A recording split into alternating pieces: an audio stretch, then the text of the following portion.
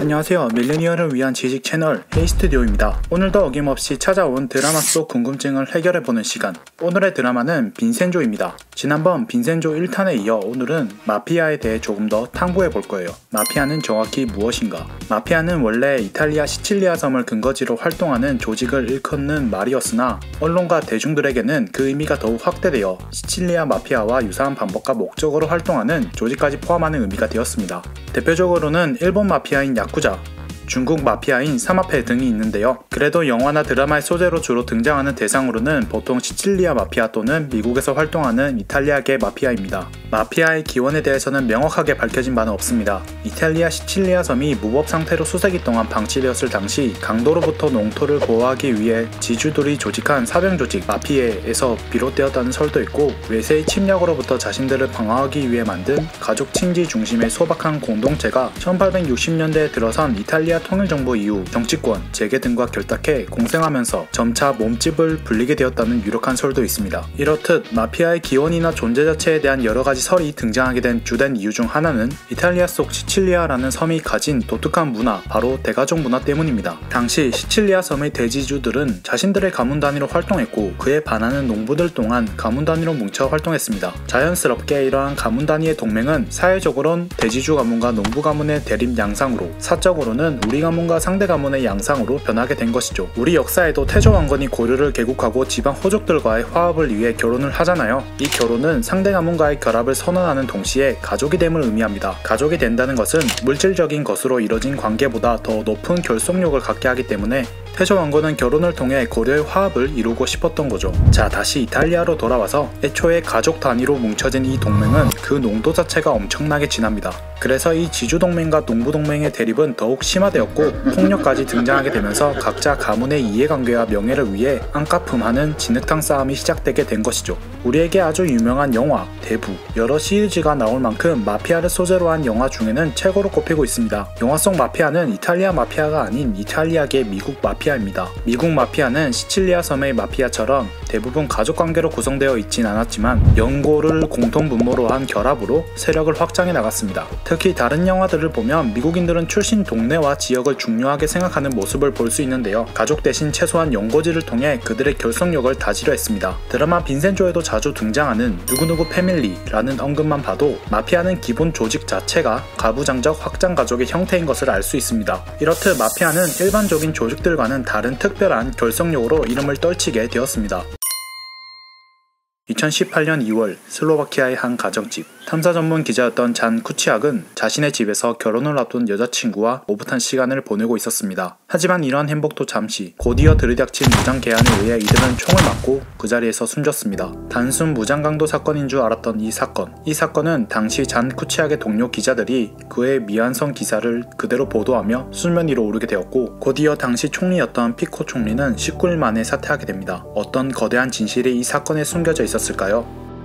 쿠치악은 탐사보도 전문 매체 소속의 기자로 그가 생애 마지막 출근을 하던 날 그의 책상엔 책이 한 권 놓여 있었습니다. 이 책은 이탈리아 마피아 조직 은드랑게타에 관한 책이었습니다. 당시 그는 10년째 장기 집권 중이었던 슬로바키아의 피코 전 총리와 측근들이 이탈리아 마피아와 결탁해 EU의 농업 보조금을 빼돌린 사건 등 주요 정권 비리를 취재 중이었습니다. 이 취재 내용에는 이탈리아 마피아, 청부살인자, 정치인, 그리고 전문직의 돈 세탁가 등 다수의 사람들이 연루돼 있었죠. 그의 죽음 이후 발표된 기사들로 인해 슬로바키아에는 새로운 바람이 불게 되었습니다. 이탈리아 마피아와 정부의 유착관계 해명을 요구하는 시민들로 거리는 북적였고, 피코 전 총리를 포함한 슬로바키아 주요 인사들은 사퇴하게 되었습니다. 그리고 1년이 지난 2019년 슬로바키아에선 한 젊은 기자의 고귀한 희생으로 첫 여성 대통령이 당선되게 됩니다. 마피아와의 오랜 유착관계를 끊고자 하는 시민들의 열망이 대선 결과에까지 영향을 미치게 된 것이죠. 이렇듯 마피아는 이탈리아 내에 국한되지 않고 주요 국가 정부와 긴밀히 유착하는 형태로 많은 범죄에 연루되어 있는데, 이와 관련된 대표적인 인물은 알 카포네입니다. 대중들에게 가장 유명한 마피아 두목으로 잘 알려진 알 카포네는 1927년 한 해 총수입이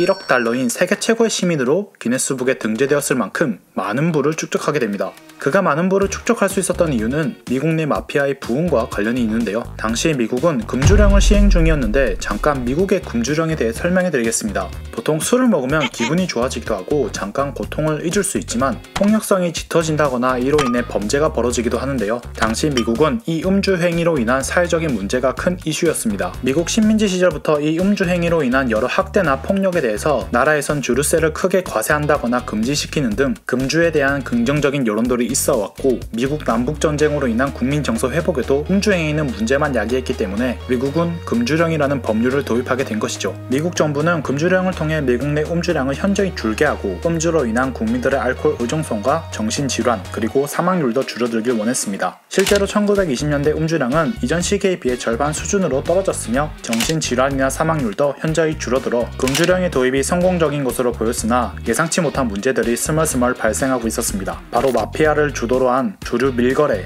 무허가 술집 개업, 주류 사업 이익을 노린 마피아 간의 전쟁 등이었습니다. 원래 하지 말라면 더 하고 싶은 게 인간 심리인 만큼 몰래 마실 수 있는 술은 더 가치 있게 느껴지고 그만큼 많은 돈은 지불해야 했죠. 알 카포네는 이러한 주류 관련 사업으로 막대한 부를 축적했습니다. 하지만 그 과정 속엔 큰 사건이 있었는데요. 바로 2월 14일 벌어진 일명 발렌타인 대학살입니다. 당시 시카고의 한 창고에선 알 카포네의 상대 조직인 조지 벅스, 모란 일가 조직원 6명이 일을 하고 있었습니다. 잠시 후 경찰차 한 대가 창고에 들어섰고 차 안에선 경찰 제복을 입은 2명과 사복을 입은 3명이 내렸습니다. 그들은 6명의 조직원들에게 검문을 이유로 벽을 보고 일렬로 서게 했고 벽을 바라보자마자 기관총을 난사했습니다. 이후 진짜 경찰이 출동해 한 명의 생존자에게 사건을 추궁했지만 마피아의 세계에선 경찰에게는 알리지 않는다라는 침묵의 규칙이 있었습니다. 끝내 그는 경찰에게 사건의 내용을 알리지 않았고 이후 병원에서 사망하며 미제 사건으로 남게 되었습니다. 경찰을 사칭해 사람들을 학살하고 도심 한복판에서 벌어진 일이었기에 사람들은 충격에 빠졌죠. 당시 밀주 판매를 놓고 경쟁하던 알 카포네는 용의자로 지목되었지만 사건 당시 시카고에 없었고 이를 뒷받침할 명확한 증거가 없었기에 그는 체포되지 않았습니다. 세 번째, 요즘도 마피아가 있나요? 조금 전 소개해드린 2018년 잔 쿠치악 사건만 봐도 마피아는 기업적인 형태로 존재하고 있다는 것을 알 수 있습니다. 사건의 배우로 알려진 안토니오 바달라는 이탈리아 남부의 작은 마을에 군림하는 마피아 출신이고 이 마피아 150여 개가 모여 만들어진 것이 이탈리아 남부 마피아 중 하나인 은드랑게타입니다. 그만큼 마피아는 지역에 뿌리 깊게 박혀 있다는 것인데요. 이탈리아 경찰은 마피아 전담 부서인 더 가디아 디 피난자를 통해서 마피아 근절을 실천해오고 있습니다. 우리가 흔히 영화 속에서 보던 검은 중절모에 롱코트 그리고 톰슨 기관단총을 난사하던 마피아의 모습은 그저 미국 금주령 시대의 모습일 뿐입니다. 최근 들어선 기업의 형태로 불법 자금 세탁이나 마약, 밀수 등의 악의적인 범죄를 벌이고 있는 거죠. 그럼 드라마 속 송중기는 실존하는가? 세계적인 악명이나 여러 사건들로 비추어 보았을 때 드라마 속 빈센조 같은 인물은 충분히 존재할 수 있습니다. 사격이나 격투에 능한 모습, 그리고 이탈리아 마피아의 콘실리에리라는 설정은 현실 속에서 충분히 가능할 것으로 보이지만 외모가 송중기인 것은 말도 안 되는